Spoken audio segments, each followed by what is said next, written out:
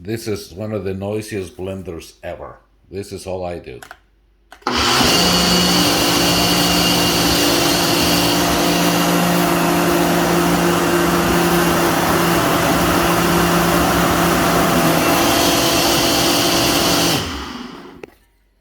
So if you don't want to wake up the neighbors, that's all you do. This is where all the noise is coming from. Just wrap your towel around it and you're good. Good luck.